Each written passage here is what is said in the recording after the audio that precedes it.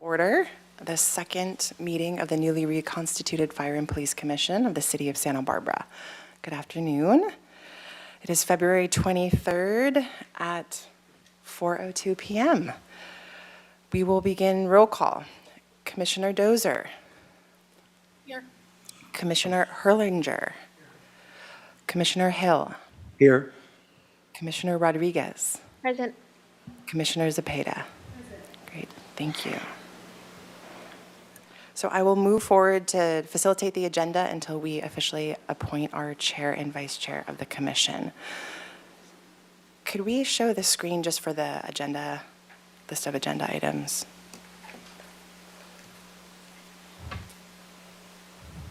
So the staff presentation screen. Thank you. So moving on to approval of minutes. Any changes to the minutes from January 26th? Is there a motion to approve? I make a motion that we approve those minutes. Second? I'll second. And we'll take a vote.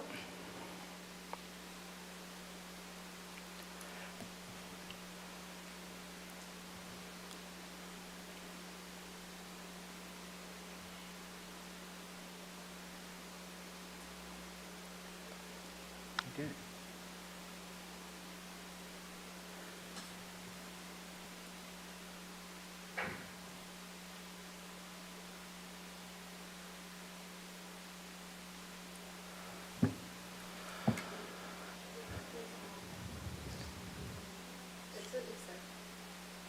Yeah, we have the totals up.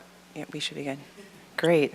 Just if I may, Barbara, just for future reference, for approving minutes, if you're not at the previous meeting, doesn't necessarily you don't have to recuse yourself from approving it, so a commissioner can always still vote. The only time ever where a commissioner should not vote on an item, if there's like a hearing, and let's say it's continued, so there's two parts to it, and you missed the first part, unless you watched it on video, that first part, you shouldn't be voting on the second. But always, even if you miss a meeting, a commissioner can approve minutes if they so choose. There's just a reference point, that's all.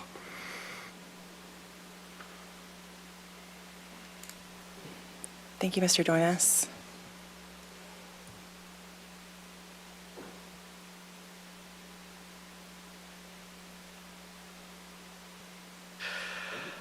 Okay, next, changes to the agenda. Mr. Dornas, any changes? There's no changes from the staff side. Is that correct? No changes at all. Thank you. All right, moving on to public comment. Any member of the public may address the Fire and Police Commission for up to 2 minutes on any subject within the jurisdiction of the commission that is not scheduled for a public discussion. Any public comment? Any public comment online?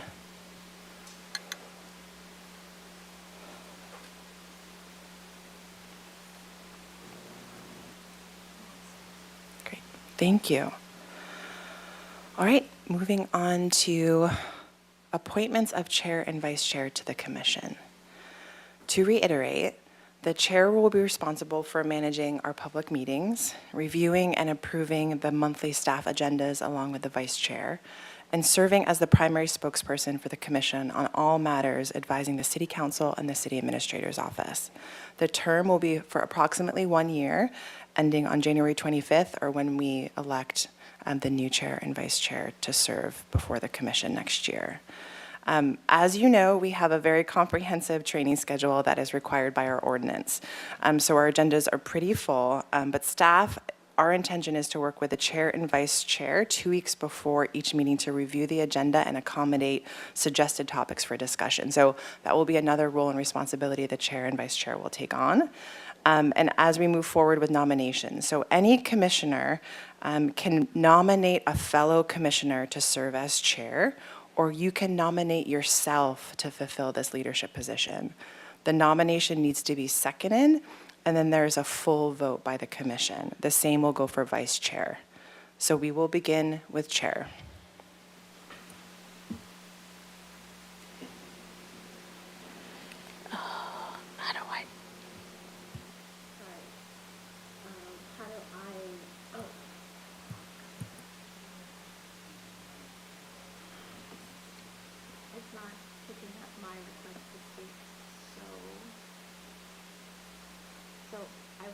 I will just go behind Daniel Herlinger. Okay.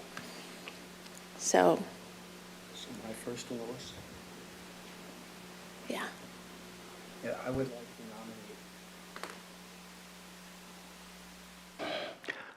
nominate. Excuse me. I'd like to nominate Lizzie Rodriguez for the position of chair. Do we have a second? I'll second that. Would there be any openness for discussion before we go for a full vote? Any comments or questions?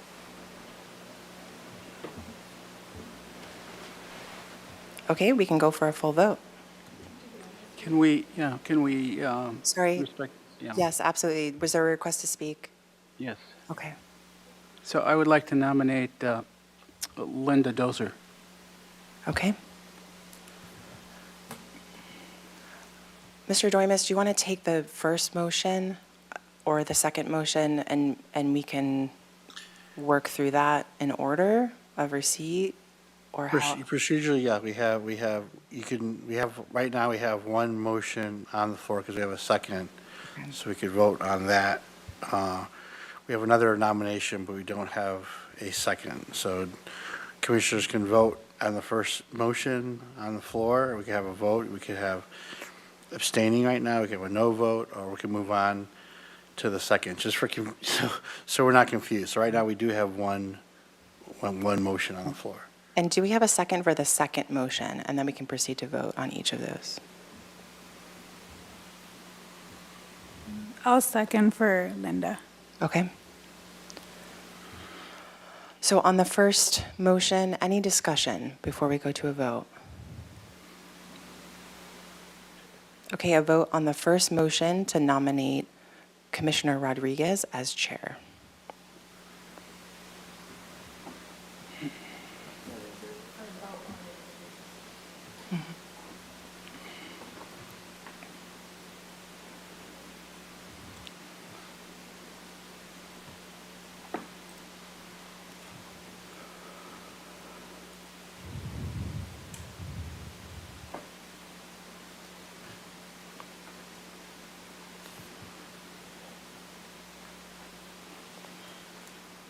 The motion for Chair Rodriguez has been approved, 3-2. Congratulations. Thank you. Congratulations.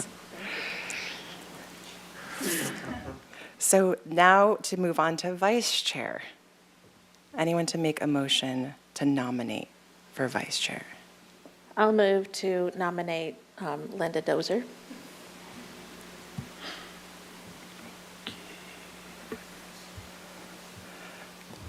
I will second that. Any discussion before a vote? All right, we will take a vote on the nomination of Commissioner Dozer as Vice Chair.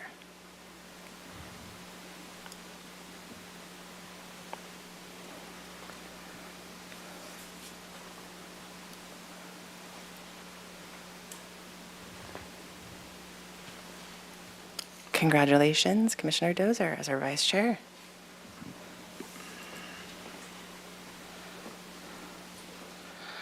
So we are able to move the seating to have our chair and vice chair sit in proximity to each other, but I know Commissioner Dozer, you're a little bit under the weather, so we moved you towards the end. If you're comfortable staying as we are, we can proceed. I will stay here for your Okay. safety. Okay. All right, I will hand it over to Chair Rodriguez to facilitate the rest of the meeting. Thank you, Ms. Anderson, and the rest of the commission for the nomination. Attorney Doimus, do we need public comment for this part, for the voting? Every item you should open it for public comment, so correct. You can open. So Chair is there Rodriguez. public comment for those in the room and those online for item number 5, appointment of chair and vice chair?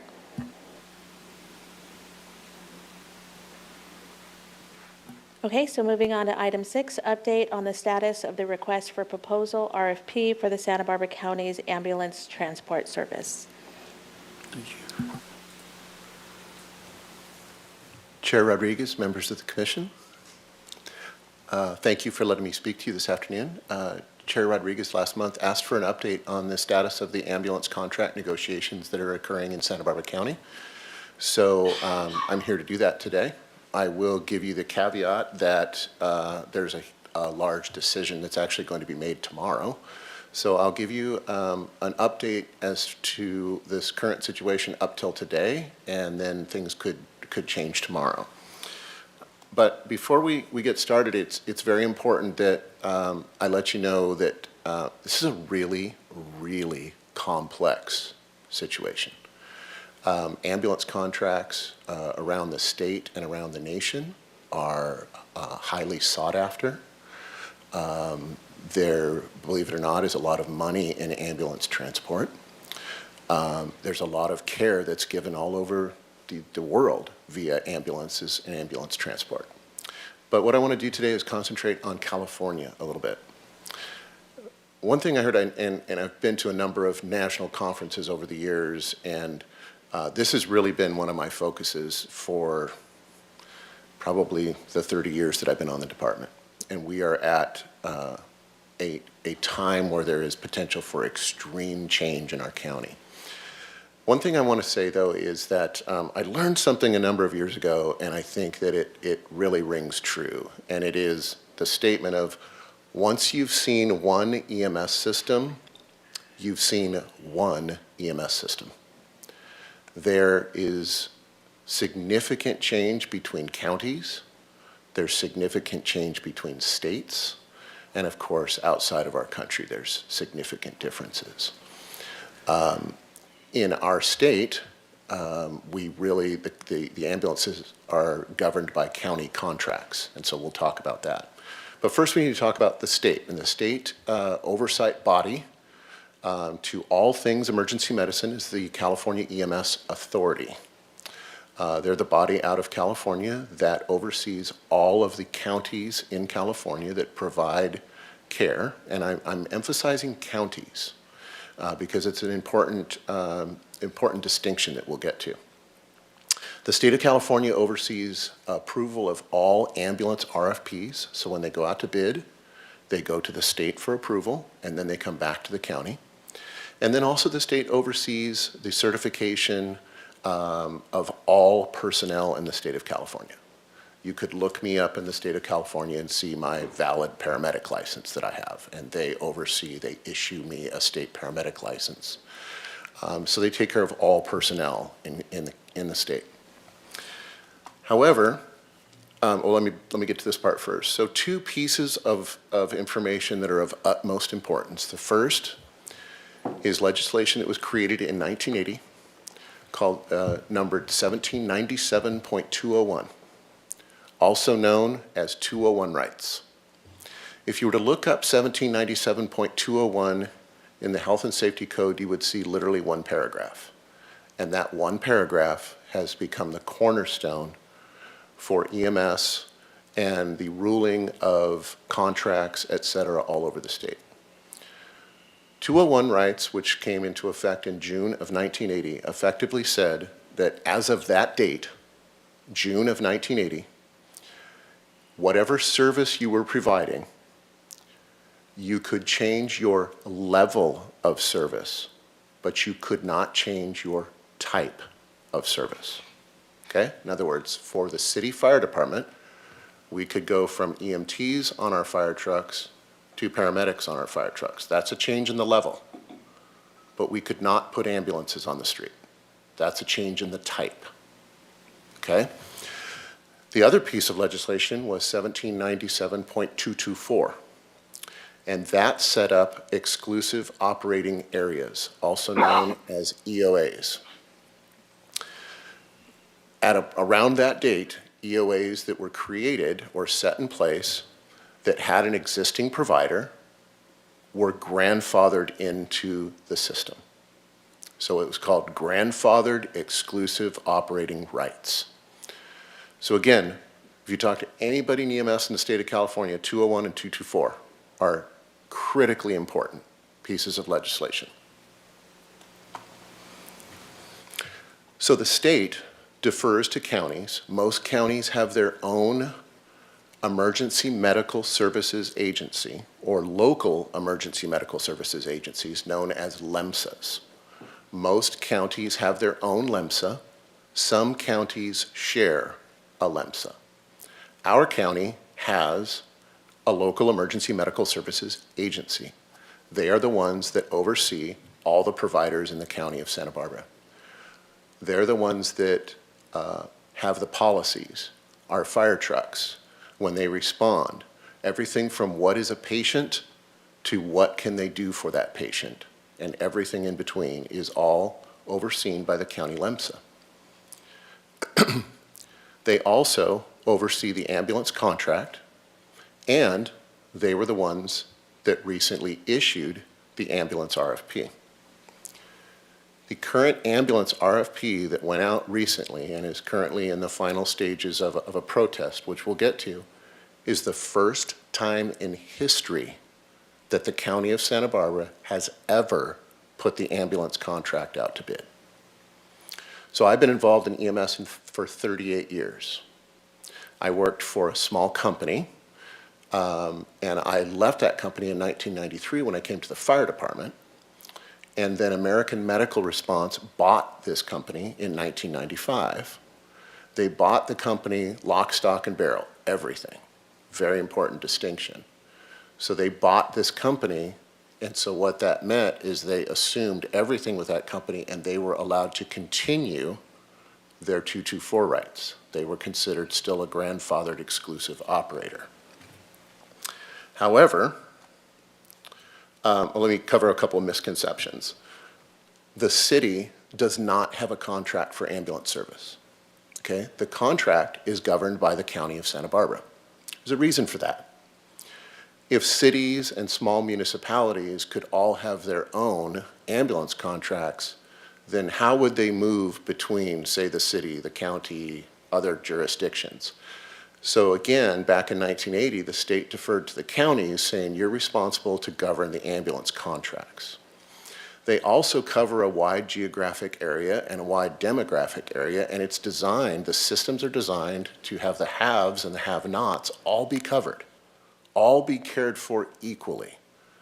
So the contract that the company abides by in Santa Barbara has the same parameters in Lompoc, in Santa Maria, in the San Ynez Valley, that kind of thing. So it's a wide geographic area that they cover. So there was some misconception out there that the city has a contract with AMR for ambulance service. We do not. The county has that contract. What we have is a subcontract. When the contract was awarded to AMR in 2005, there was first responder contracts that were in the AMR contract. In other words, all of the fire agencies in the county receive pay for first response.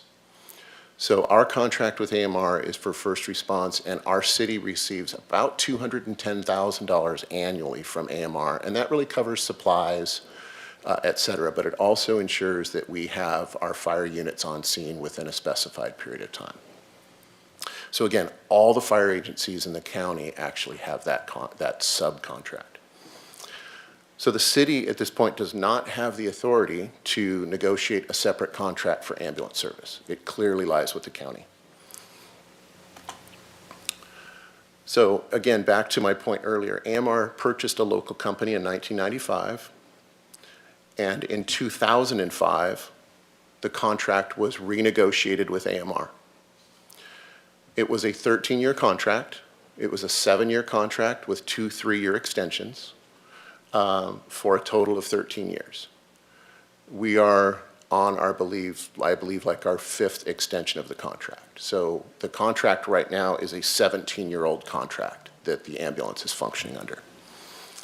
In that contract are a number of zones. The county is divided up into zones, and the ambulance company has to meet response time standards in all of those zones. We, in the city of Santa Barbara, are Zone 7. Our zone is considered all urban, and the ambulances must arrive 90% of the time within 7 minutes and 59 seconds. That's the requirement for red lights and siren, what they call a Code 3 response. A Code 2 response, which would be a minor emergency, they have 14 minutes and 59 seconds to arrive in 90% of the time. So it's what's called a performance-based contract, and it's a very standard EMS contract, ambulance contract. However, since we're operating under a very old contract and an old system, our county is actually divided into 3 exclusive operating areas. Really, it's 2, but I'll get to that. EOA 1, Exclusive Operating Area 1, belongs to AMR, and it includes about 94% of the population. Runs from Carpinteria through Santa Barbara, over the top of the pass, into the San Ynez Valley, and Buellton, Los Alamos, up into Santa Maria, et cetera. And that's EOA 1. EOA 2 is what's called a non-exclusive contract, and it belongs to both AMR and Santa Barbara County Fire. AMR operates in the city of Lompoc, County Fire operates in Vandenberg Village. Now, that doesn't mean they don't cross paths. Yes, they absolutely cover the entire area. It's just that area is covered by 2 different ambulances. And then EOA 3 is out in Cuyama. And if anybody doesn't know where Cuyama is, you go up to Santa Maria and you head about 60 miles east. There's a very, very small town out there where they have 1 fire station, and County Fire has 1 ambulance out there. And that belongs to Santa Barbara County. That is their exclusive operating area. The new contract is a single EOA. So it will be all of the population of the entire county, except for 1 small area, and that is the UCSB campus. The UC Regents have a contract with the County of Santa Barbara to provide ambulance transport on the UCSB campus only. Now, I'll give you a caveat that that ambulance is in what we call the system and can be pulled out of UCSB if it's needed. Yes, it's been in downtown Santa Barbara on calls before. If the number of ambulances drops significantly, that ambulance can be pulled. But the contract for County Fire is primarily at the university. So I want to talk a little bit about the value of the system, because it's really important and it drives, obviously, how ambulance contracts are negotiated. The value of the system is based on the number of ambulance transports and, of course, the charge that they do charge for service. So it's the amount billed equals the gross revenue. However, there's a concept with all of healthcare, and that's called payer mix. And what payer mix is that there's different types of insurance that covers people. Some people have commercial insurance, Blue Cross, Blue Shield, Kaiser. Some people have Medicare. Some people have Medi-Cal. Some people don't have insurance at all. And then there's a small amount that's other. Now, I use this, and this picture is for an example only, but it's very important because when a patient is commercially insured and the ambulance company bills, typically they pay the full price. The insurance company pays the full price of the transport. Medicare pays around $500. Medi-Cal pays under $200. And then sometimes they don't get paid at all. So at the end of the day, they don't get 100% of what they bill. They actually, typically, ambulance companies get down in about the 20 to 30% range. So the amount billed versus the amount received is significantly different. So then after you multiply it by the payer mix, you end up with what's called net revenue. So what's the value of our system? So I need to go back just a little bit and tell you that in 2016, the county fire chiefs, which is all departments in the county, Carpinteria, Montecito, Santa Barbara City, Santa Barbara County, Lompoc, Santa Maria, we all work very closely together. We're one team. All the chiefs even though we work for different departments, we're very united. In 2016, this became our #1 mission, was to explore the possibility of the fire department taking over the ambulance contract, and we have spent the better part of the last 7 years on this. We've hired consultants, and most importantly, recently, when County Fire looked at taking over the bid, they discovered that it's 144, should have written 140 plus, but it's a $144 million annual contract. That's the amount of money that's billed for in this county. It's based on 30,000 plus calls.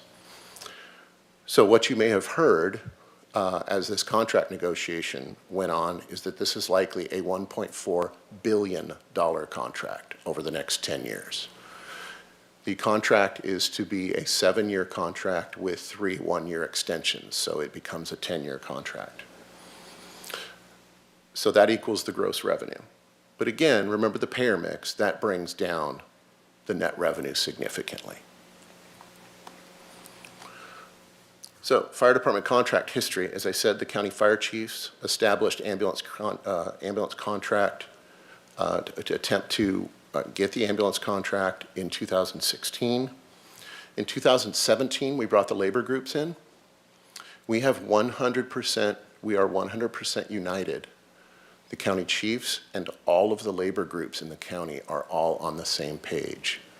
And we collectively worked on County Fire's behalf to put in the ambulance contract bid. So again, I just want to reiterate, the city of Santa Barbara and the city fire chief did not put a bid in for transport.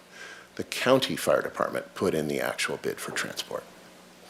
But it's been completely cooperative since that time. We've been working really hard on this. So how did it get there? How did we end up out to bid? On October 1st of 2019, the local Emergency Medical Services Agency, the LEMSA, put forth a request to renegotiate a contract with AMR under the fact that they were a 224 grandfathered provider. And so the county EMS agency wanted to renegotiate the contract. The County Board of Supervisors voted 5-0 to deny that request. And they said that collectively, again, 5-0, that it was time to put the contract out to bid. It had not ever been out to bid, and it was time to put it out to bid. So effectively what that did is that severed the 224 rights of the current provider. They're no longer a grandfathered provider under an old existing contract.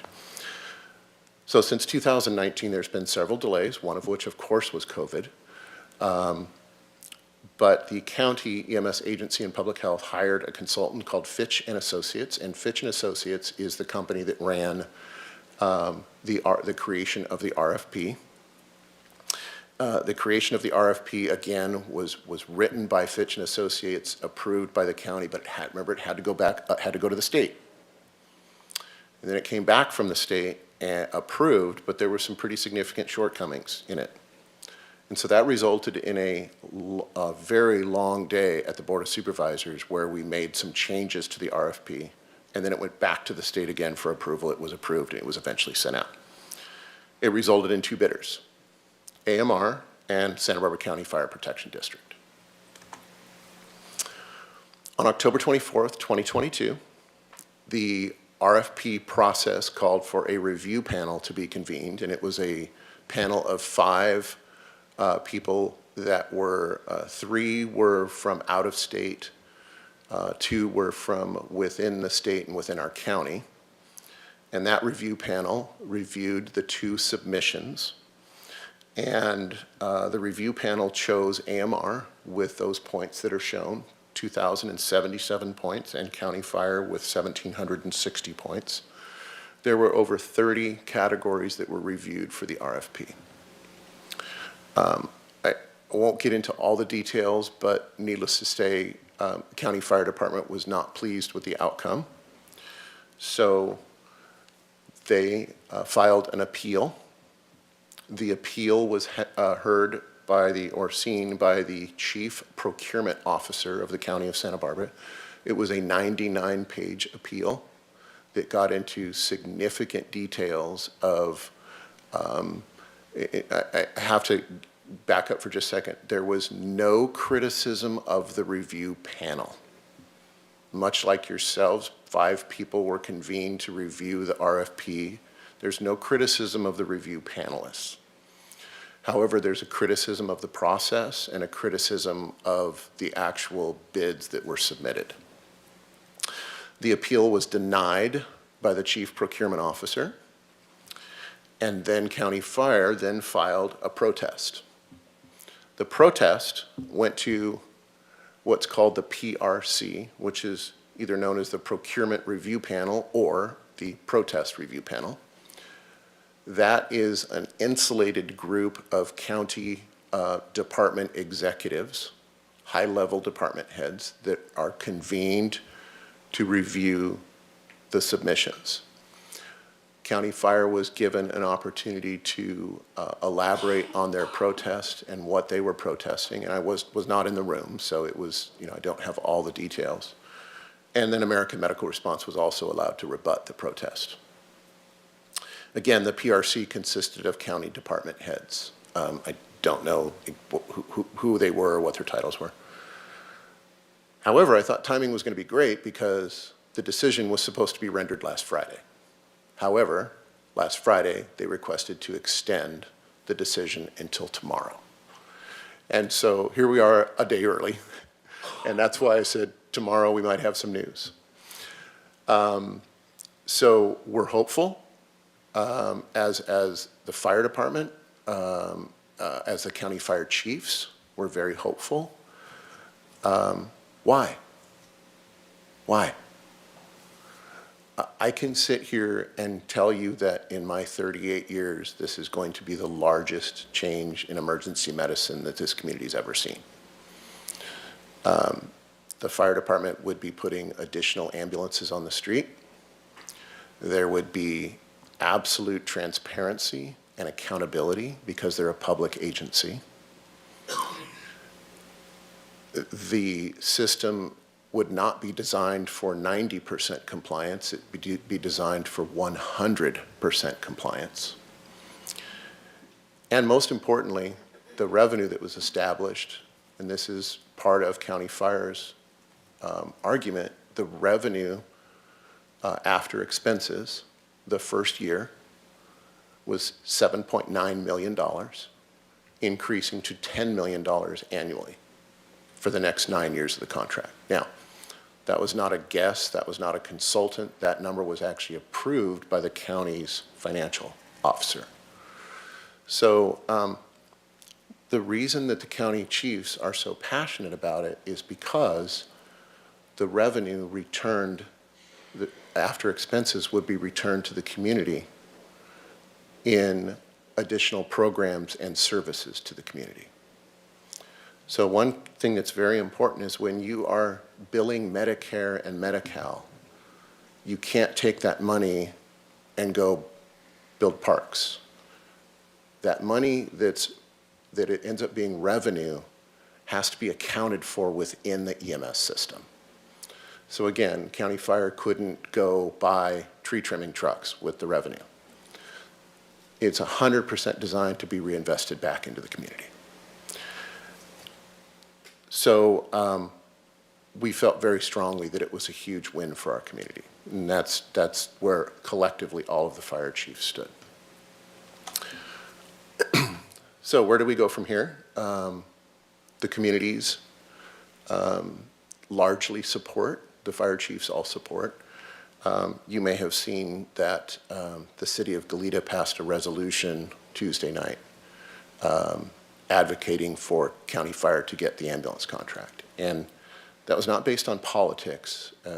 Really the decision was based on a philosophical desire by the city of Goleta to have additional input into the ambulance services, but most importantly, what the council members said, and you can watch it, is that they really felt that the money could be returned locally and used locally in the community to fund additional programs.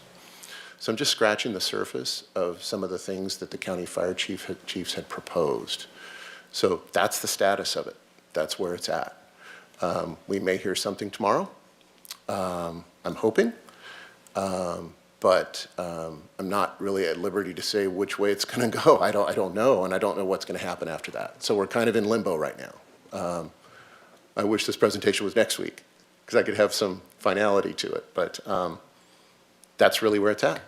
And I just wanted to provide an update to you. So that's, I believe, my last slide. Yes, last slide. So I'm happy to entertain any questions. Thank you, Chief Mills. Does the commission have questions for the chief?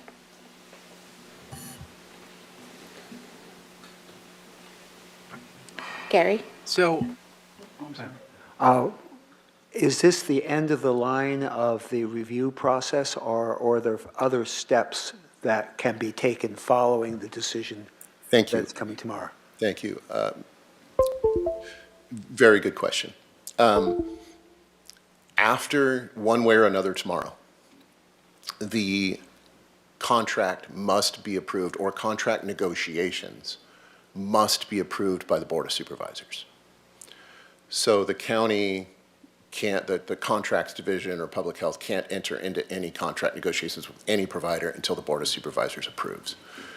So if the county recommends AMR, it still has to go to the County Board of Supervisors to approve the negotiation with AMR, to begin the negotiation with AMR. And then once the negotiations are done, then the Board of Supervisors also has to approve the final contract. So thank you for the question. that was my question.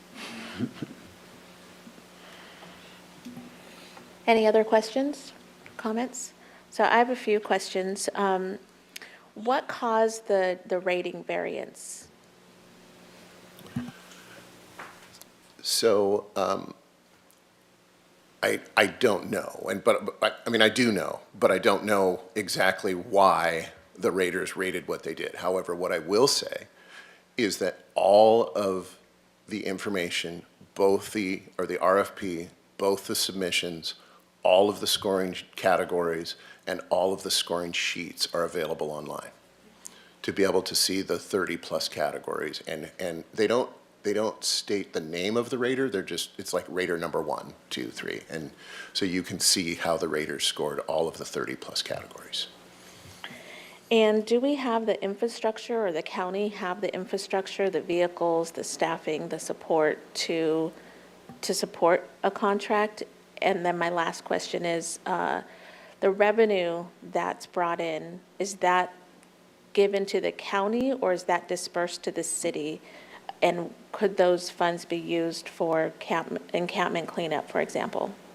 So Chair Rodriguez, your first question, does the county have the ability to provide this service? Absolutely. The County Fire Protection District has been in existence since 1926.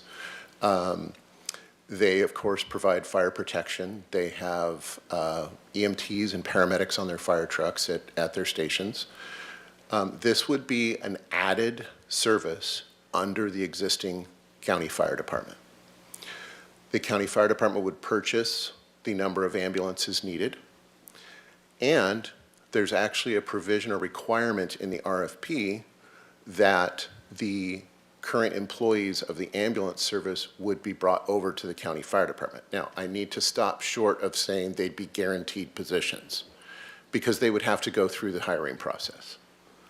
Okay, I mean, the county has a significant hiring process, and you can't just say, hey, you're hired. So they would have to go through the hiring process, but they'd be given first right of refusal.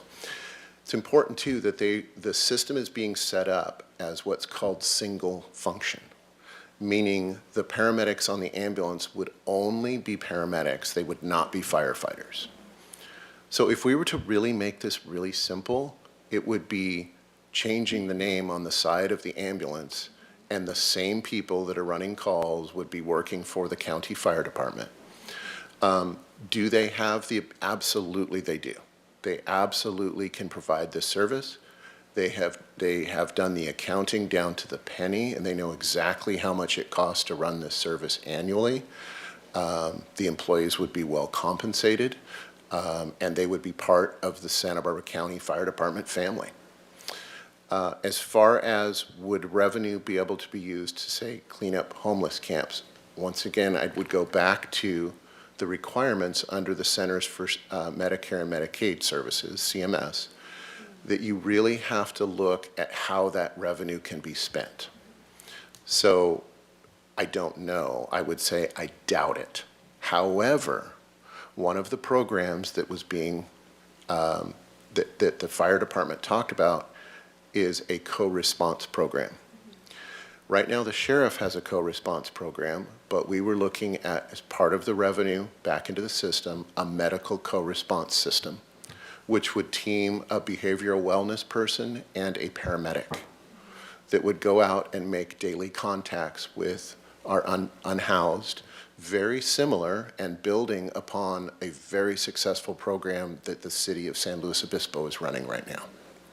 So that's one of the enhancements. Just as an example, some of you may know my passion for teaching. I taught at City College for over 30 years. And my portion of the RFP response was to look at how we find employees very early, including all the way down to the junior high school level, bring them up through what's called a CTE program within the community, the high school districts, and we met with the high schools, a career technical education program that would prepare young people to get their EMT, to be hired on the county fire department, to be able to, the revenue would be able to send them to paramedic school. They would then be able to go through a fire academy, move into the fire service, that kind of thing. So that's just another example of giving back to the community. And another one, of course, would be increased public education and outreach, which could be absolutely covered. Well, I hope next month you'll be able to give us a summary on what the decision came to. But it just seems that the amount of resources that are spent in the fire department to address medical calls for folks who are unsheltered, it seemed like it would be a nice way to compensate that. And then speaking of that, you asked a question last month about the number or percentage of our calls that involve homeless. The answer I think I told you last month, I believed was 14%. I was slightly off. It's 13.6. So we're 13.6% of our calls involve the unsheltered in our community. Thank you, Chief Mills. Any other questions or comments from the commission? Nope. Any public comment, either in person or online? None online. Okay.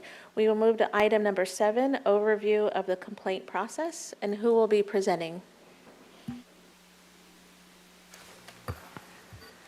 That will be a combination of myself and Commander Corbett. So just give us a sec, and while she's getting that pulled up, I just want to start with, I've been here, let's see, I think we're going on 6 months now. But as part of that, one of the things that I've been evaluating is, in fact, our complaint process. And the big portion of that is ensuring that we have a fair and transparent process for all of our employees, as well as for anyone who files a complaint. So I want you to look at this. We like the term holistic, but whether we're looking at how we take in the complaint or how we adjudicate the complaint, how we provide information to the employees, or how we provide information to the complainant is equally important. So it's a holistic process. The discipline process as well is holistic. So I want you to keep that in mind, and it's something that since I've been here, we've made some changes to just to improve that level of transparency for both the employee and for the complainants. So just keep that in mind as we work through the presentation. And we're trying to do that as a high-level overview and not get into the weeds, so to speak. We'd be happy to answer any questions when we're done, but we're just trying to give you a high-level overview of it before we come to you with, quarterly reports and annual reports, so you know what we're reporting on. So we're not providing data today. That's not the point. We're just trying to give you a whole high-level overview of the process. So with that, Commander Corbett oversees our community accountability and the complaint process, as well as our professional standards sergeant. So she's going to do a majority of the talking. Good afternoon. All right, thank you for giving me the time to present on this today, Chairperson Rodriguez and members of the commission. So we're going to talk a little about, as Chief Gordon said, the complaint and the investigation process and an overview of each of the different steps to understand the routing of when a complaint comes into the department. So I want to start by saying a safe and healthy community relies on collaborative partnerships. The Santa Barbara Police Department embraces every opportunity to develop meaningful relationships between the community members and our law enforcement family. These bonds are strengthened by open, two-way communication about what we do well and where we need to improve. Open communication helps us to reduce conflict and misunderstandings and gives a voice to those who feel they are not heard. When one of our community members goes online to file a complaint or a commendation, that is the first part of the paragraph that they see. We're going to talk a little bit about policy, complaints in the process, as well as complaint classifications. Our policy, right at the top, states that the Santa Barbara Police Department takes seriously all complaints regarding service provided by the department and the conduct of its members. The department will accept and address all complaints of misconduct in accordance with this policy and applicable federal and state laws. It is also the policy of this department to ensure that the community can report misconduct without concern for reprisal or retaliation. It's our goal to reduce or eliminate barriers to the complaint process for our community members. Personnel complaints include any allegation of misconduct or improper job performance that, if true, would constitute a violation of department policy or of federal, state, or local laws. Personnel complaints may be generated internally or by the public. Inquiries about conduct or performance that, if true, would not violate department policy or federal, state, or local laws may be handled informally by a supervisor and shall not be considered a personnel complaint. Such inquiries generally include clarification regarding policy, procedures, or the response to specific incidents to the department. If I can provide an example of what an inquiry would be, if we have a citizen come in to express a concern about a motor officer that was conducting a traffic stop, that perhaps the motor was partially in traffic, we would explain the procedure of where they parked the vehicle, one for their own safety and for the safety of the driver that they pulled over. And that is partially why they're in traffic. That would be a procedure explanation as opposed to a complaint. We have two complaint classifications right on the front end, which is the administrative and citizen complaints. An administrative complaint is a complaint or investigation that's internally generated by another employee or a supervisor of the department. Any citizen complaint is a complaint that results from a member of the public bringing forth a concern about a member of the Santa Barbara Police Department. In 2022, we received 25 complaints that were investigated. 18 of them were citizen complaints and 7 were administrative in nature.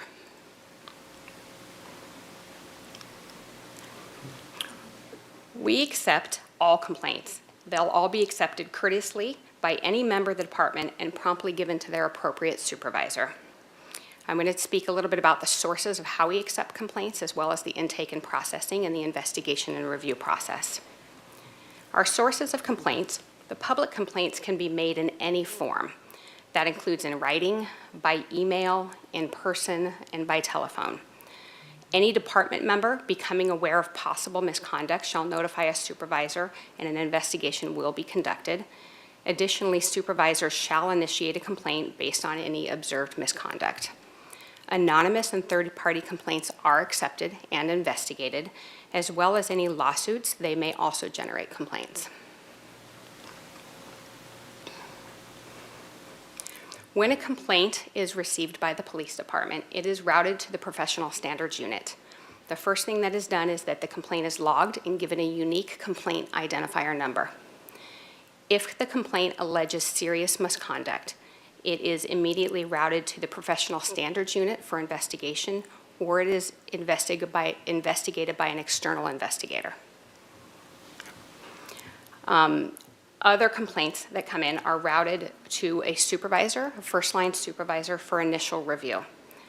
The supervisor reviews and investigates the complaint, which includes contacting the complainant, reviewing body-worn camera and video, reviewing reports, interviewing officers and witnesses, and reviewing any other possible evidence that might come to light as a portion of the investigation. Once that supervisor completes the review and the investigation, they complete a report with recommendations for a complaint disposition or a request for further investigation. If they request further investigation, it's routed to the professional standards unit. If they have a disposition with no request for additional investigation, then it's routed to the commander for review and recommendations. A commander will review the disposition recommendations and the entire investigation, and then depending on the disposition, complete a report and maybe recommend discipline, depending on the disposition. There are 4 different dispositions, which I'll discuss shortly. If a complaint comes in and it is unfounded, exonerated, or not sustained, then the complainant and officer are notified of the disposition, and the investigation is retained for 5 years per state law. If it is a sustained complaint, then it is routed to a bureau commander for review and recommendation of discipline. As the chief said, the discipline review process is holistic. So the commander would look at a personnel file, any previous discipline or counseling's experience level of the officer, as well as a number of factors before recommending discipline.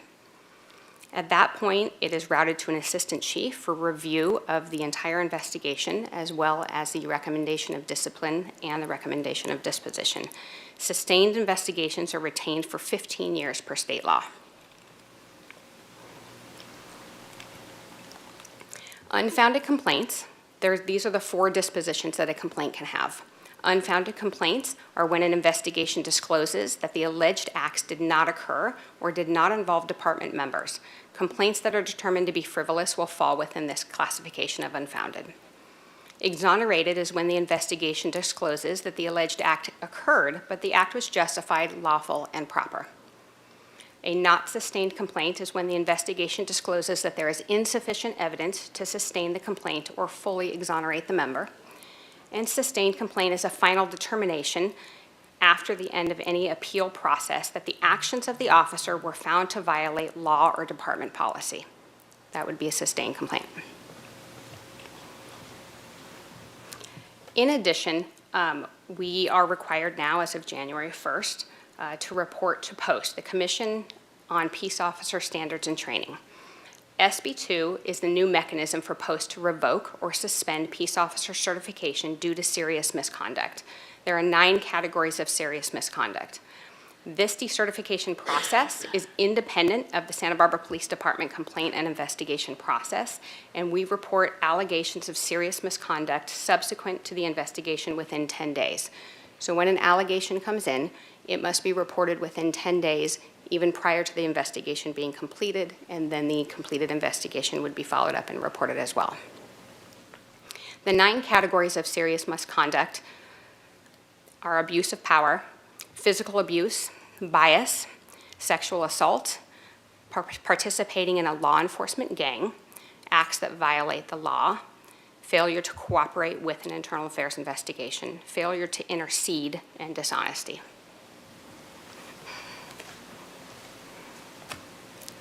Thank you.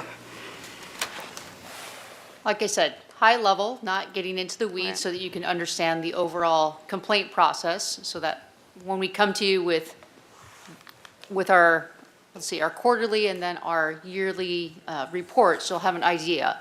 Clearly, there'll be more information, as you get into more of your training and that type of things, and we're always here to answer questions. But we wanted to give you just that high-level overview so you could understand when we talk about unfounded complaints versus sustained complaints, or those type of things, all the different ways that we can take a complaint. And yes, we do take anonymous complaints. We often get them that will come in. Sometimes we'll get an email that all the information that we have is a link to a YouTube video. But we take them all, we address them all. Regardless, we account for all of them. And Chair Rodriguez, I just wanted to add quickly to reiterate some of what was mentioned in our first meeting in January regarding the complaint process and the required reporting. So the Commission can expect a quarterly report on complaints slated for April. as we wrap up the first quarter and we have time to gather the data and have it in a reportable format for you. The quarterly data will include the number of complaints of the department's sworn employees submitted to the Professional Standards Unit, also known as the PSU, as Commander Corbett mentioned, and the number of pending PSU investigations and the related policy section of misconduct that is being investigated. And on a yearly basis, and we can expect that report before the commission in February of the following year. Again, just taking the time to be able to look at that data and make sure that it's correct and deduplicated. But on a yearly basis, the commission will receive the number of internal investigations completed by the PSU and the findings of those investigations, the number of department sworn employees disciplined and the level of discipline imposed, as well as the number of complaints investigated that did not result in discipline of the subject officer. Any questions for staff? Thank you, Chief Gordon and Commander Corbett. Does the commission have any questions regarding this?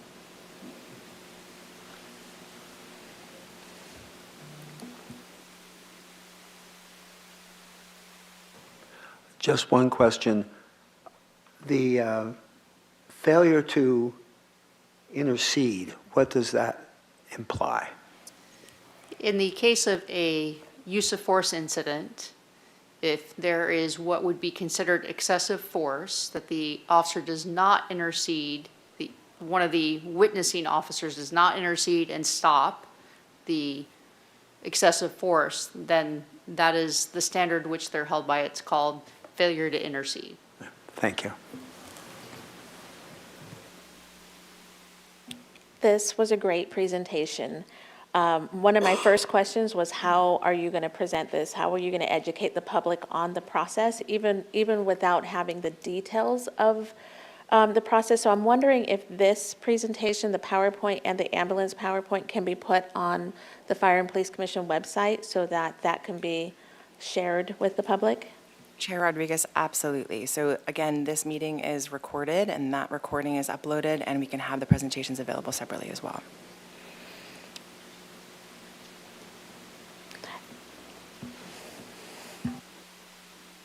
And then also to add to that, if on the website, if we can also add the phone number and then the link as to how to submit the complaint. And also just, I was reviewing it as well, and that was one of my biggest things, was going on the website and submitting the complaint. And I love like all the updates that have been done. So I just want to acknowledge that, and everything's in Spanish too. So that's really great. And I love how the phone number is right on the front with the address and everything. So those are really great improvements that I'm noticing on there as well. I would recommend connecting with TVSB or the WIP and seeing if this can be posted on YouTube, just this presentation on YouTube or social media. This is really helpful. Great job. Chair Rodriguez, all of the meetings are uploaded on the city YouTube website, but we can absolutely promote it and cross-promote it across channels. Yeah. Do we have public comment in person or online for this item? Nope. Okay, great job, thank you. So we'll move on to the consent calendar, starting with dance permit for Soul Bites located at 423 State Street, applicants Sterling and Rose Nix Bradley.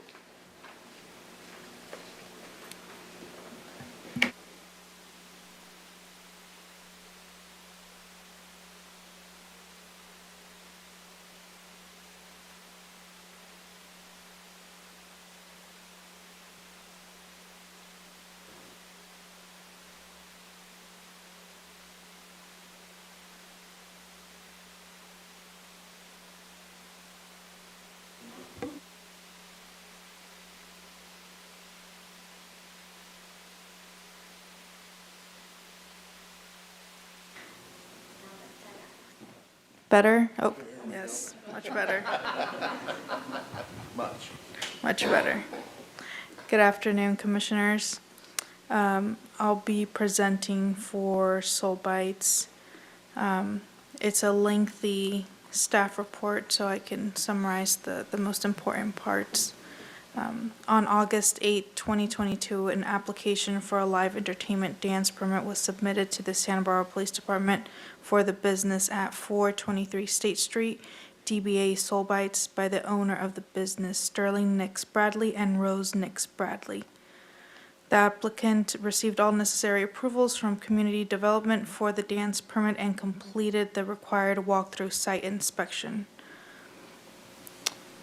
The results meet municipal code standards. It should be noted that there was a delay in the application process pending the live scan results that were received in December 2022. According to the application, they will be hosting live entertainment 3 times per week on any Tuesday through Sunday from 12 p.m. to 12 a.m. The owner plans to use this location as a multi-use space. It will be hosting various events in the morning like yoga classes and a coffee, juice bar workplace during the day. In the evening hours after 12 p.m., it will be a restaurant/live entertainment venue friendly to all ages. The owner plans to have a minimum of 3 security guards on duty when dancing is happening from the start of the evening through close. On December 26, 2022, the Santa Barbara Police Department staff conducted a site visit. The walkthrough was led by owner Sterling Nix Bradley. The following information was learned during the visit. The upstairs floor of the building was used as a VIP section. It's overlooking the first floor. If dancing were to take place, it will be on the first floor, right in front of the stage area. There are no exterior speakers. Security cameras are shown on the security plan.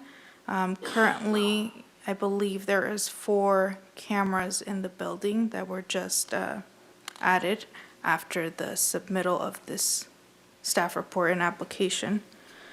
There is 1 door at the front of the business which will remain open for patron entry and exit. The back door will only be used by staff and live entertainment performers.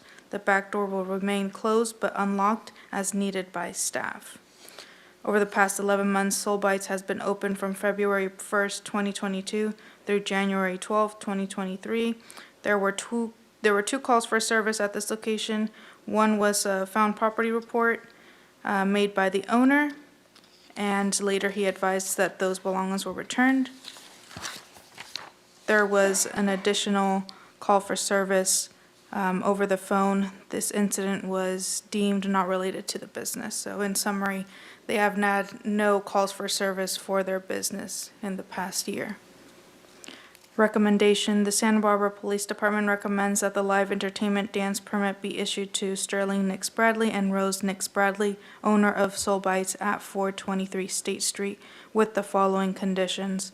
Music and/or entertainment shall not be audible beyond 50 feet from the premise in any direction. Windows must remain closed during hours of dancing. Rear doors must be kept closed but unlocked at all times during the operation of the premise and may not be used for public entry or exit except in case of emergency and to permit deliveries. Except in case of emergency, no patron shall enter or exit the premise through the rear doors. No live entertainment, dancing, or amplifying system or device shall be permitted on any patio or outdoor area.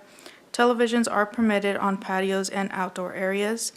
Licensee shall police the area under their control once an hour to prevent the loitering of persons about the premises. Licensee is responsible for maintaining an orderly line of patrons awaiting entry into the premises. The queue of prospective patrons must not block passage of pedestrians on the public walkway, nor may it extend into any nearby street. And that was, in summary, all the recommendations we will have for Soul Bites. Thank you, Ms. Martinez. Any questions from the commission? Commissioner Herlinger? Is there a liquor license involved with this? Yes. The applicant currently holds a Type 41 ABC license that is an on-premise sale of beer and wine and eating place. So early on, you said that it was open to all ages. Yes. So I guess my question is, if there's liquor served, is it open to all ages? It is open to all ages. I can have the owner explain how they want to separate that. The bar is at the entrance. I'm assuming the bartender will be responsible for screening all of the people that are being served alcohol. I don't know if the majority of the alcohol sales will be in the later afternoons versus the morning events. But I'll have to speak to the owner about the plan to separate those, or how he plans to have that monitored. Okay, thank you. Any other questions from the commission? Commissioner Zepeda? And then these recommendations, are these like the standard that you recommend for businesses? Yes, it is the standard, and depending on how the business does throughout the year. So we'll do a call, we'll do an annual oversee of all the calls for service for that location. And if we see there are specific issues, for example, there are many pedestrians complaining that there is a line outside of the business. There is a clause here that says that the owner must inspect the area once an hour. So if this continues to be an issue, then there'll be further recommendations, like we are requiring a security guard in the front of your business. That security guard must maintain that line in an orderly fashion. So we'll escalate every recommendation if we need to. Attorney Doimus? Yes, also, Chair Rodriguez, thank you. I also wanted to help address Commissioner Herlinger's question. ABC Alcohol Beverage Control has numerous types of licenses. 41, I believe, is for an eatery. So a lot of eateries and restaurants allow minors, but also serve alcohol at the same time. So that's the type of license it would most likely be, knowing my familiarity with the licenses of that. Attorney Doimus, would this be a good time for Mr. Nick Bradley to speak on his behalf? Chair Rodriguez, absolutely, and then you can ask questions and then open a public comment and then deliberate right after that. Super. Mr. Nick Bradley, would you like to come to the podium? Afternoon, Commissioners. Thank you for hearing us.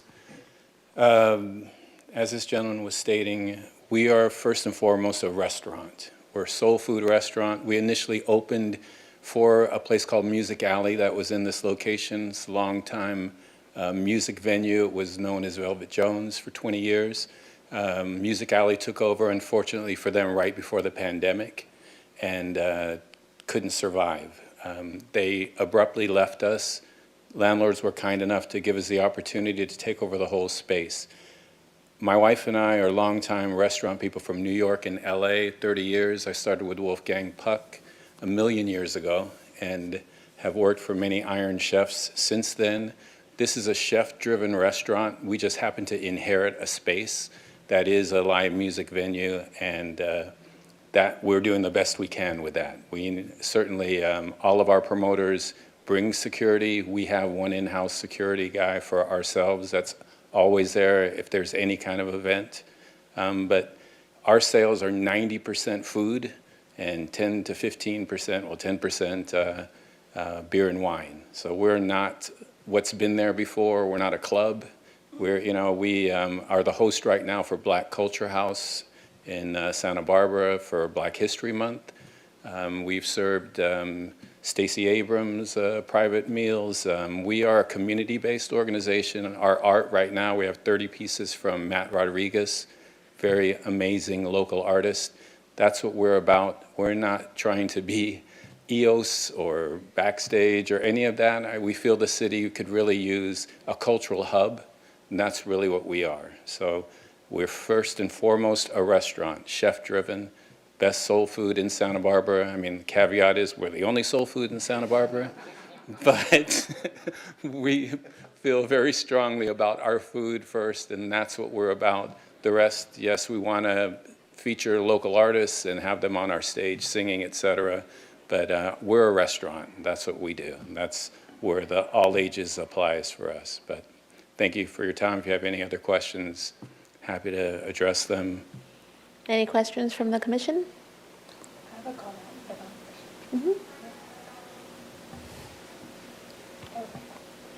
So thank you for coming. And then I saw the business plan and everything, and what stood out for me was that there's going to be a night, the Tuesday night, like for sober community members here in Santa Absolutely. Barbara County. And that stood out because it's something different that's not provided.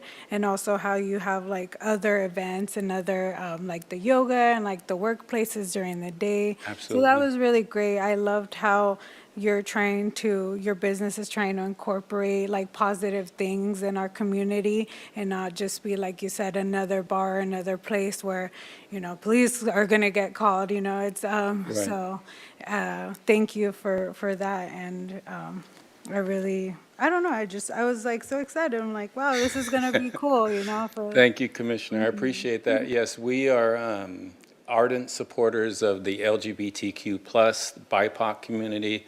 And our sober night, I am sure all of our families have been hit in one way or another by drugs and things like that, abuse of substances. And we are a home on Tuesday nights. We don't serve our beer or wine. And we have about, I'd say right now, on average, 20 to 25 18 to 30-year-olds that come through every Tuesday for game night after they leave their meetings, and we're just happy to give them a place where they can be social and there's no pressure to have a drink. And honestly, Tuesday nights are not the busiest night for bars and restaurants anyway, but it's a gift that we are gladly, giving the community. So thank you for noticing that. It's super important to us that it's definitely touched our family, and it's one small way that we can give back, and we're happy to do it. Any other questions or comments? Nope, thank you for that. Would anyone like to make a motion?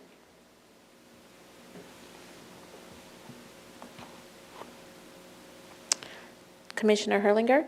I'll make a motion that we approve the applicant's application. Is there a second?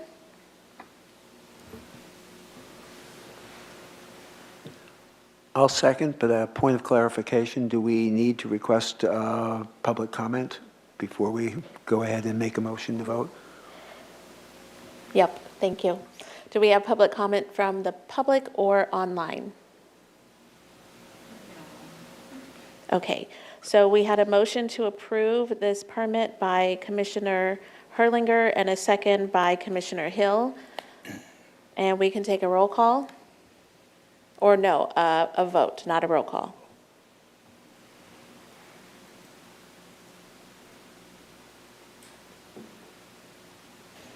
Okay, 5 in favor, so congratulations. Thank you so much, and I'd just like to say thank you for your time, but also thank you to Officer Martinez, amazing liaison between the business community and you all, and she did a fantastic job in helping us, and I just want to make sure that that's noted. But thank you all for your time, and please come by, have some great soul food. Thank you. So moving on to the next consent calendar item, which is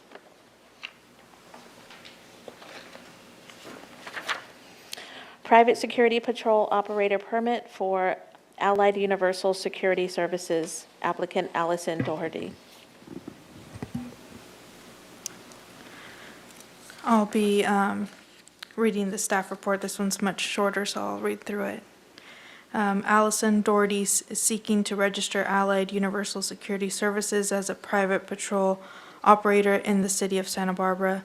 Per Municipal Code 5.07, applicants must provide a description of vehicles and uniforms to be used, both of which must be distinctively marked and distinguishable from those used in the Santa Barbara Police Department. Applicant must also provide a copy of the applicant's current state license. The applicant provided all required information and documentation. On 11/22/22, the police technician verified that the company's California private patrol operator license is valid. On 11/22/22, a designee of the chief reviewed the registration materials and signed on behalf of the police department, verifying that the uniforms and vehicles proposed for use in the Santa Barbara are distinct from those used by local law enforcement agencies. It should be noted, only the uniform and vehicle styles indicated herein have been favorably reviewed for use in the city of Santa Barbara. The approved uniforms consist of 5 variation of uniform shirt styles with black pants, which can be further explained in the registration review summary. Uniform style 1, 2, and 4 do not have chest or shoulder badges. Style 3 and 5 have shoulder badges and 1 metal chest badge. Chest badges have the face of an eagle on the top, company name, Allied Universal, and company logo stating Security Services on the bottom. Shoulder badges have company insignia on top, company logo in the middle, and private security diagonally on the side of the logo. All uniforms may wear a black jacket, which has the company insignia on the left chest, 2 shoulder badges, and security on the back of the shirts. They will be using a white SUV with the company insignia on both sides of the front door panels and on the back left side of the vehicle. There is also 1 light bar above the vehicle. It should be noted, uniform style 4, consisting of a dark blue collared polo shirt, was disapproved because they were deemed too similar to the Santa Barbara Police Department uniforms.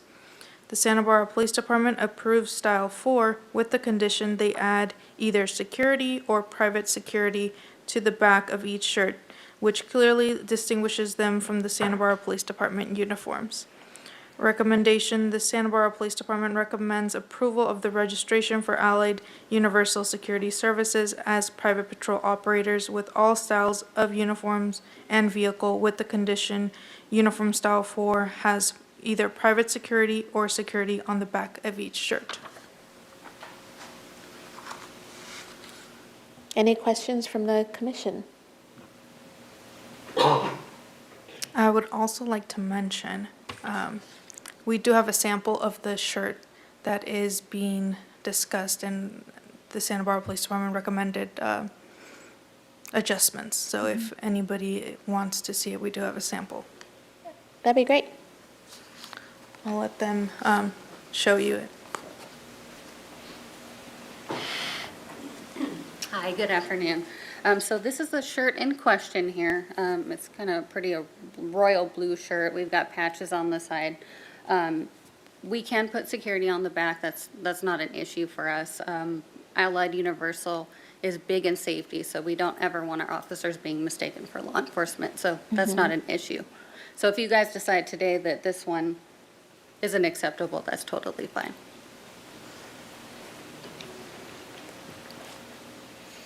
Any questions from the commission or comments? Commissioner Sabetta? Yeah, I don't know. My only thing was, I know that it said private security or security. If it says private security, would that be okay? Like printed out? Generally, we just have security on there. Is that unacceptable? Yeah, just so Okay. it's like clearly stated. That was my only concern, as long as it's clearly stated. We can definitely do that. That's not an issue. Any further questions or comments?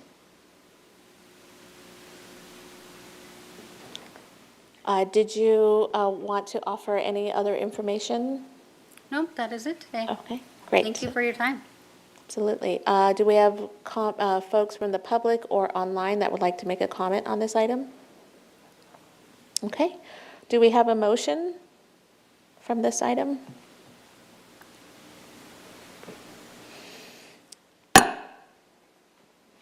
Commissioner Hill?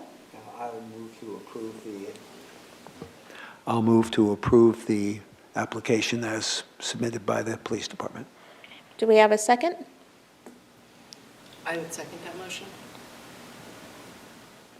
And we have a motion to approve with conditions by Commissioner Hill and a second by Commissioner Dozer, and now we can vote.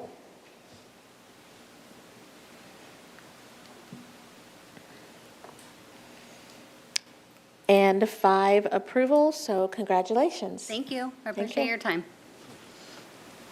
Oh, no, we did public comment. Yes, you did. Okay, so we'll move on to item number 9, department updates. And Fire Chief Males. Good afternoon, Chair Rodriguez, members of the commission. I did not bring a PowerPoint today. I'm just going to speak for a couple of minutes. I've had my time, so I'll just give a very brief update. First update, I just wanted to talk, since some people are watching this live, I just wanted to reassure the public that the city is well planned and positioned for this upcoming storm that is already began to make its way into the area. Very interesting to see snow before the storm front comes, and they're expecting some snow at low levels throughout the next couple of days. But the latest information, we spent some time with the National Weather Service this afternoon, is that the city is only forecasted to get 2.62 inches of rain between now and Sunday. There will likely be some urban and very small stream flooding, but they're not expecting any large urban flooding. The bulk of the storm actually is starting to shift east. So as you move down into Ventura and the Los Angeles basin, the rain totals are increasing. And you may have heard that they are expecting the eastern range of the San Gabriel Mountains and Mount Baldy to receive between 8 and 10 feet of snow, which is very, very unusual. So, but for the city of Santa Barbara, the police department and the fire department, we are on duty, available. We can pivot, make any changes if the storm begins to impact our region anymore. Again, we're not anticipating any significant issues, so the public can be reassured that it's just a little challenging for the weather service because it's such a cold storm, and yet it also has an atmospheric river component to it.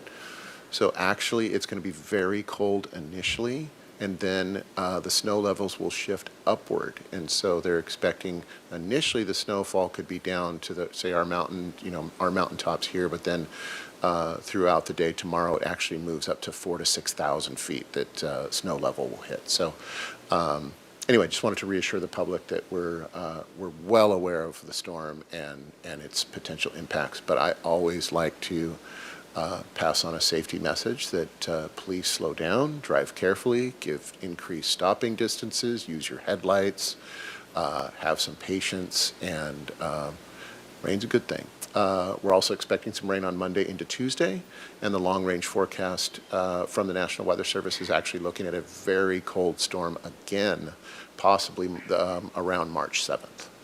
So that was, again, hot off the presses from our afternoon conversation with the Weather Service. As far as the fire department, we're seeing normal seasonal type calls.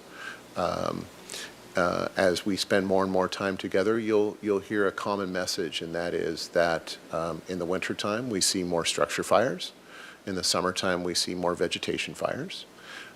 So if you're paying attention to Pulse Point or you're hearing a lot of fire trucks going by, this is the time that we get house fires. This is the time that we get chimney fires. This is the time that we get smoke in a building, that kind of thing. But we are not seeing any significant increased calls for service. It's just, again, normal seasonal variances for us. Transitioning to, I mentioned last time about the hiring. We are currently hiring 8 firefighters. They are in the background process.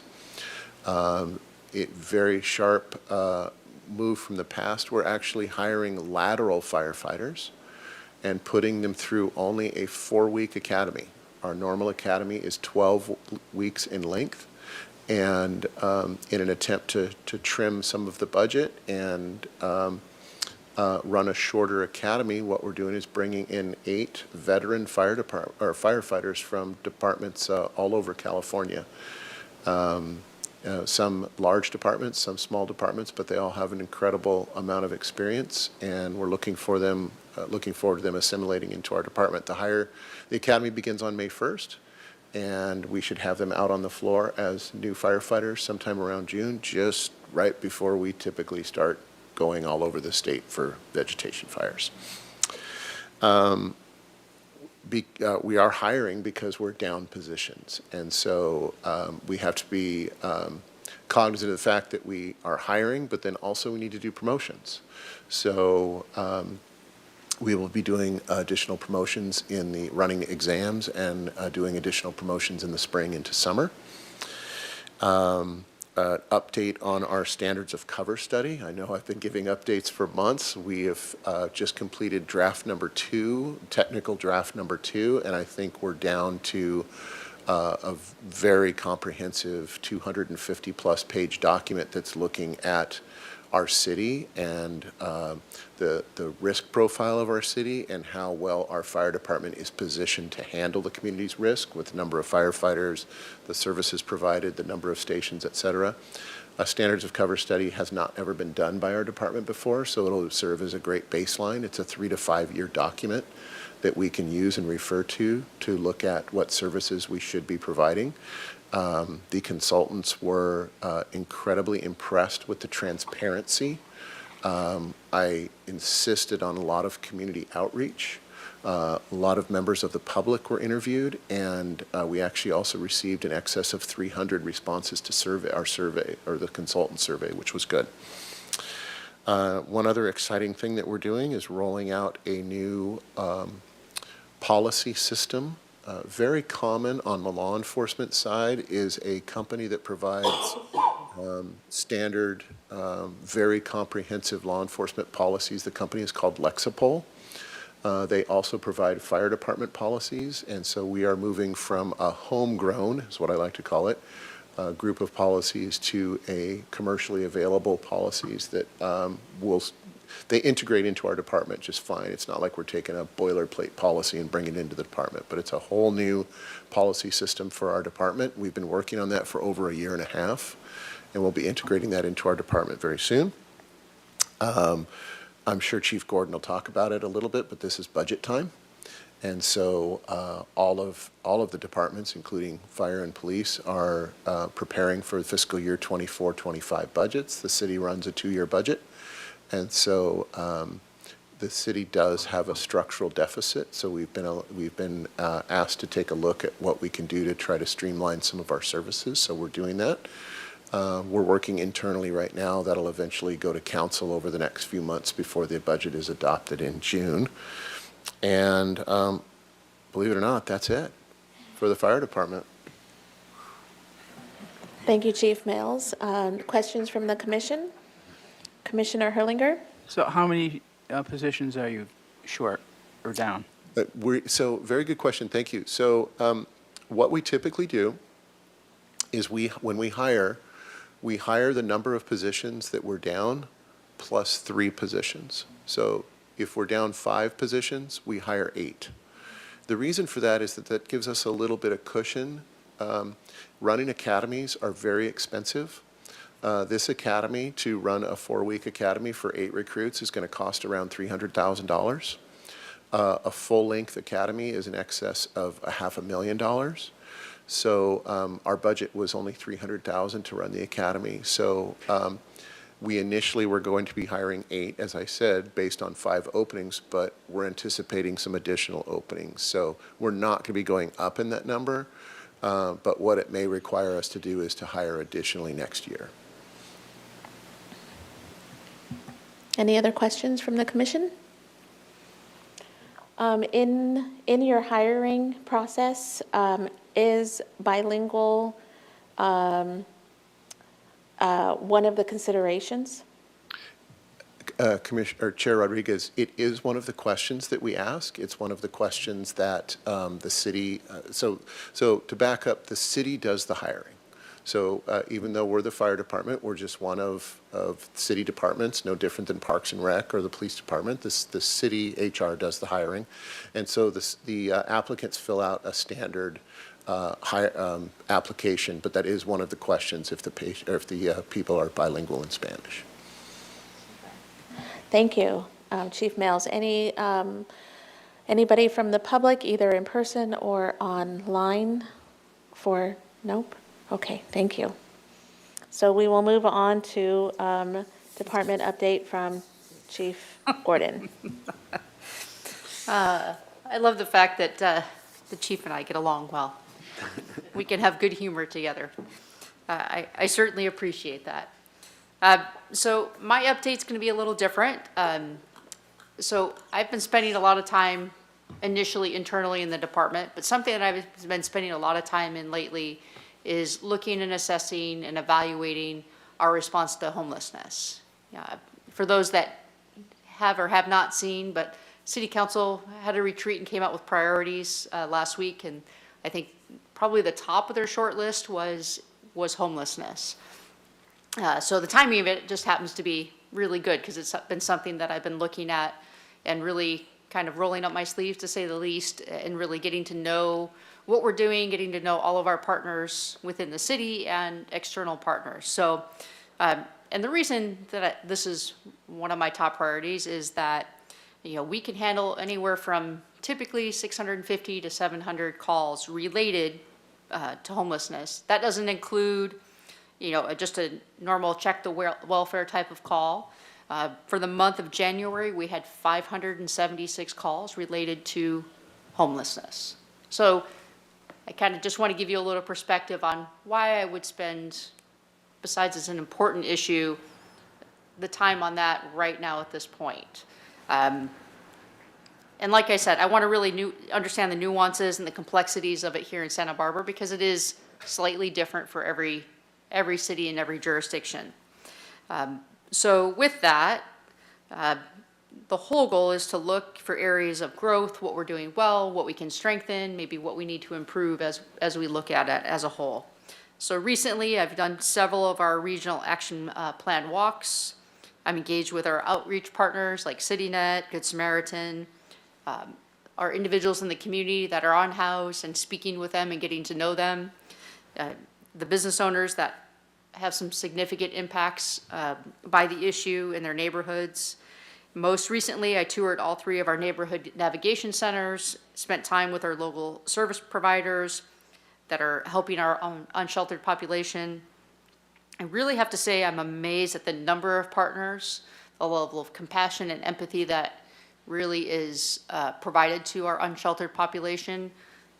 Everyone really has the same goal in mind, which is long-term solutions and providing resources to that community. And it's really important to me that all of our community partners understand that I care, because that's one expression to show that the department cares. Clearly, it's called lead from the top, right? Lead from the front, lead from the top. So making this a priority makes this also a priority for our department and how we look at this and how we address this. We have our community action team. They respond to many of our calls for service related to our unsheltered population. The team knows almost everyone by name. It's very rare that they don't actually know someone by name.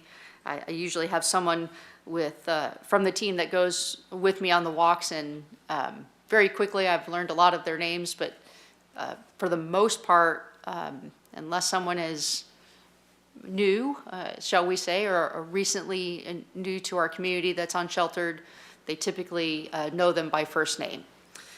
They are typically the ones to reach out to, all of our different partners to ensure that the individuals receive support. They work closely with CityNet, Good Samaritan. We're always trying to engage the individuals that need support with access to shelter, support services, ultimately housing. I did a tour of the rescue mission this week, separate from the navigation centers, and spent some time with staff looking at, their 80-some beds for men, their over 40 beds for women after their new, remodel, so to speak, the treatment center. It's actually a really dignified and pretty amazing facility that I think we're really fortunate to have here in the city. They really treat them with dignity and respect and really provide a great service to our community. So I do want to acknowledge that. I was extremely impressed with their facilities. And of course, if there is illegal activity, then we have to figure out how we address that, whether it's through warnings, through its other services, or whether it's through ultimately some sort of enforcement action. So there is a balance with that. It's really important that our community is safe for everyone. We have a co-response team, which is an officer partnered with a licensed clinical social worker. And we're trying to expand that, so we're working with the county to try to get a second team so that we can have that service 7 days a week. And the team responds to individuals that are experiencing severe mental health issues. So that can be different types of calls for service, but we have seen a significant increase with our unsheltered population experiencing different levels of mental health crisis. So we hope to have that second team available, just like, the city has expanded services to the weekends with CityNet. We hope that we can also provide that additional clinical support on the weekends. It's extremely important to us that we're able to do that. We have really great collaboration between our city staff, our community partners, our business owners. There's a lot of engagement, which I think is really helpful and really good. We certainly have an opportunity to learn about what's working, what's not. We want achievable, visible, and measurable results, but sometimes that isn't always as easy to put your finger on. We're expressing our commitment to do the best that we can, educate our community about the complexity of what we're confronting. It's really complex, and I think when you take the time to visit the navigation centers and, our Doctors Without Walls and talk to the different partners that, those that are serving and providing showers, at the Carrillo Neighborhood Navigation, they do have the showers there. So I think it's, really amazing to see the amount of partnership and what goes into what we're trying to do in terms of providing, dignified assistance to all of our unsheltered population. But that's where I've been spending quite a bit of time lately in trying to really assess and engage with that to make sure that we as a department are partnering with all of our other agencies and how we're also approaching the situation is appropriate. So like I said, a little different update, but I wanted to share with the commission. I know we'll be probably talking about this issue more in the future, but I kind of wanted to give you a snapshot of my insight and where I've been spending some time lately and my thoughts on what I'm seeing and what we're doing. So, thank you. And Chair Rodriguez, I just wanted to add, we will be focusing on these issues later in our agendas this year. Chair Rodriguez and Commissioner Zepeda, you had brought this up as an issue that you want to continually highlight, just in terms of supportive services, what we're doing in terms of crisis intervention training. That will also come up, I'm sure, as part of the audit that's being conducted of the department, as well as other resources we have to engage with unhoused outside of the law enforcement. So again, we'll definitely be talking about this in future agendas. And I do want to address, because you bring up the CIT training. Every single officer in the department has been through CIT training. There is a 40-hour that we're sending more officers to, but every single training has been through CIT training. And I actually double-checked that statistic. Every single officer has been through CIT training. And we've been asked by our partners to actually help them get de-escalation training for all of our partners, for CityNet and Good Samaritan, and all of our partners actually have asked for us to assist them in getting the same level of training and an update for those that have already been through. So we're growing those partnerships and leaning more on each other versus it being such a different silo. So it's really great to see everyone working together with that. And Chair Rodriguez, I know that you've asked in the past and advocated for the law enforcement to be able to initiate 5150 holds. So I'm sure many of you have seen that they have piloted that with the county sheriff's co-response team. So the community action team is in close communication with them, along with our co-response team, to learn from their pilot program and advocate for us to be included in that when the time is appropriate and that we have the staffing capacity and the resources to support it. Great. Thank you, Chief Gordon. Any questions from Commissioner? Commissioner Herlinger, sorry. What's the current homeless population? The point in time count was just done January 25th. So I don't want to give you an old number. I don't want to begin to guesstimate. I'd rather for that point in time to come out to actually provide you with an accurate, updated statistic, because otherwise it would just be based on our pure experience. And since we just did the count, I'd rather wait for that number to come out to provide you what the latest number is. Okay, and then, can you Sorry, do- Chair Rodriguez and Commissioner Herlinger, because homelessness is one of the areas that I'm also coordinating for the City Administrator's Office. Chief Gordon is correct. So we'll actually learn of the number next Thursday, of the new numbers, both for the City of Santa Barbara as well as countywide, per that point in time count that happened in January. Okay, and also, is there any update on recruitment? The only update is that we're actively recruiting. We're actively redoing our recruitment plan. So I have a document sitting before me that I haven't looked at yet today, that it's a more robust recruitment plan, and we're really looking to partner with SBCC and some other community partners to really dig into a local collaborative recruitment plan. So more to come on that, but it is a big focus for us. Can we have that on the agenda? Recruitment and is, I don't remember what month it is, but it is down the road. I know it's important, but I asked some patience with it because it is something that we're currently working on, and I want to come back to you with a more robust plan, which is something that, like I said, I have the working draft that just came to me. We're putting more resources into recruitment, but I want to give my staff an opportunity to work through it before I present it to you. And Commissioner Herlinger, it's recruitment and employee recruitment and retention was part of the audit being conducted by the department. So we can expect, again, that topic to be included as part of the report, their recommendations. And like Chief Gordon said, that we'll slate for another agenda item to go deeper into what has been and being proposed by the department under new leadership. Okay, so I'm not asking you for it to necessarily be on the next agenda, Yeah. but to be put on a future agenda as a separate Absolutely. item. Yes, yeah. Commissioner Zabetta?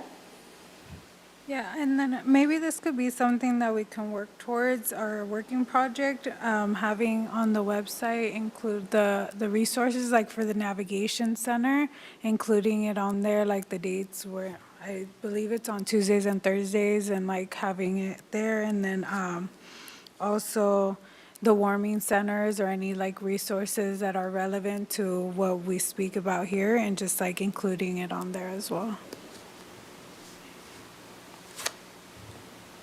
For clarification, are you suggesting that that would be put on the city website or the Fire and Police Commission website? Either or, but if it's included in the Fire Police website, I know that it was just updated too, so there's like room and space to include it there. It might be easier to find on there. Yeah, Commissioner Zepeda, the City of Santa Barbara has been posting continual updates in terms of the warming center activation, the activation of inclement weather beds at PATH. We're very fortunate that we have that additional capacity going into this season, and as we experienced in the January storms. I think that there's a couple of different opportunities with the Fire and Police Commission website. So we have that landing page in that website that's known, and a lot of materials are there. But we've also held the URL that we utilized for community engagement on the ordinance process that led to the newly reconstituted Fire and Police Commission. So that is a City of Santa Barbara / community oversight website. So we could perhaps use that as a community engagement and education tool as well. So definitely can post on Fire and Police, but I just put out the opportunity for commissioners to think about resources that we could perhaps add to an additional URL that we could link from the commission website that could be a little bit more accessible to folks as well. Yeah. Any other questions or comments from the commission? When do you think we will receive a report on the audit? Chair Rodriguez, we are hoping for March, but it could be April. So we're waiting to hear back from the firm per our review of the draft, some discussion that we had on that draft, and waiting to see that final version. So we have it slated for March or April. Yeah. And then I understand and agree that homelessness is a priority for the city and for both the fire and police departments, so I appreciate an update on that. I also, over the last couple months, we've had 3 significant gang-related incidences, so I'm wondering if you have an update or summary on that, in particular, what constitutes public is not at risk, and gang activity versus gang presence versus gang problem. Chair Rodriguez, if I may, one of the things I know we've had over the years, so this is something we now as a chair and a vice chair can work on. We've had these open concepts of police chief updates, fire chief updates, and kind of how we've gone on that. As you notice, really no other boards kind of have that. They kind of have city council, they have agendized specific items. So the worry, I think, in the future meetings, and just because it's an issue of interest, I think you say, and because it's not specifically agendized, my concern is we start talking substantively about it, and we'd be in violation of the Brown Act. I think in future, when we start doing our agendas, what I will advise, and I want to be transparent when I advise in the future, is we don't have items of police chief update or fire police update. I think the first two meetings, we needed to get that, but we start really putting down specific items we have in the future. That way we're not, and it's an unwary trap for the commission. I'm trying to protect the commission here when I say that, because all of a sudden we start like talking about all these issues and public want to know, and we start getting substantively. So I think we should start doing that in the future commission. So I just to not go down that road, I'm not trying to create a chilling effect at all, but I think we should just wait and start, when we meet in 2 weeks, start putting some of these items in specific and eliminate the need of fire police updates, police chief update, and just have general specific items. So if the police, and if the police or fire department want to present an item too, they do that. So it's not just updates, it's specific items, and that way we're not falling in this kind of pitfall or, which I'm worried about. So that's just my cautionary advice to the commission. Okay, so if I'm hearing you correctly, the updates won't be happening in March and moving forward? We're going to work on doing that, not to do that forward, because to avoid these kind of pitfalls, I think we need to. Okay, so can I have in the minutes added that, that there's a request to have an update on terms? I think the general public is unsure what certain terms mean, and such as, the public is not at threat or at risk, which understandably so. Some might question if a innocent bystander was shot during a gang incident, how is it determined that the general public is not at threat? So if we can have that on the agenda. Or, I'm sorry, in the minutes. And we don't even need the minutes, Charities. What I was saying is we are meeting in 2 weeks to create the agenda with staff, the chair and the vice chair. So that's how we don't need that we can do that, so it could be for a future meeting, so. Okay, and then I appreciate that. And also, how would the general public be able to participate in adding items for discussion? Because this is supposed to be representative of the general public. So how do we make that available for them to be able to have input in what type of updates we receive from? Sure, Chair Rodriguez, we can follow the council procedures. I will send forward the council's, how they do that, how they do a two-person memo. Sometimes they get input from the council. I'll present that to you. We can also put that on the agenda, and if the commission wants to adopt that procedure, we can do that as well. We try to mimic, and we're trying to have all our boards and commissions mimic city council as much as possible in terms of items being placed on the agenda. So one of them is the mayor, deputy, the mayor or the mayor pro tem meeting with staff, creating an agenda. Another one is a two-person memo from the commissioners to put an item on agenda, and then staff putting it. Those are the three ways you usually get it. So we can easily do that too at the next commission and show how council does it and adopt it for us. And Chair Rodriguez, I'll also add, the opportunity for public comment at the start of our agenda.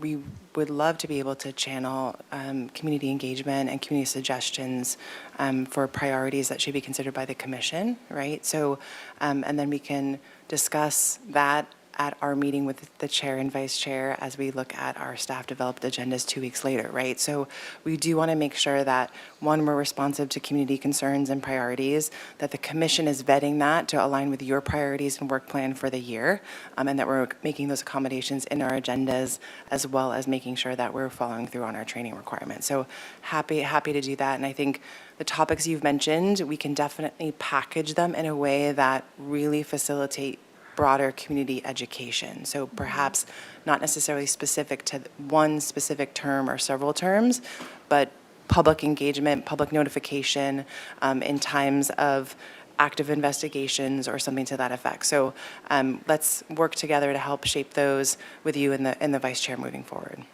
Super. And just for clarification, that request for information or for a presentation or update is not intended to be a gotcha or, finger pointing. This commission is tasked with representing community and promoting transparency and communication, and that those topics have been communicated in news sources and online and just different conversations. And so I want to be a good steward for this position by bringing those questions to the commission. So it's intended in the best interest of everyone who's paying attention to these meetings. Okay, any other questions or comments? Okay, any public comment from anyone in person or online? Okay. All righty, thank you, Chief Gordon. And we will move to staff communication, item number 10. Would anyone on the commission like to report on any meetings or activities they participated in the last month?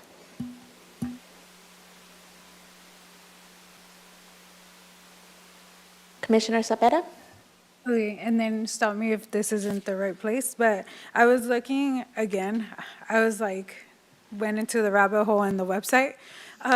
So I noticed that the agendas weren't in Spanish or in other languages. So I don't know if that was just me that couldn't find it or it wasn't there. And then it could have just been me. It was kind of difficult for me to find past agenda materials. So that was another thing that I wanted to bring up. Commissioner Cepeda, we can definitely note that the agendas have not been translated in Spanish language, so we can take that recommendation to the city administrator's office. Okay. Perfect. Any other commissioners?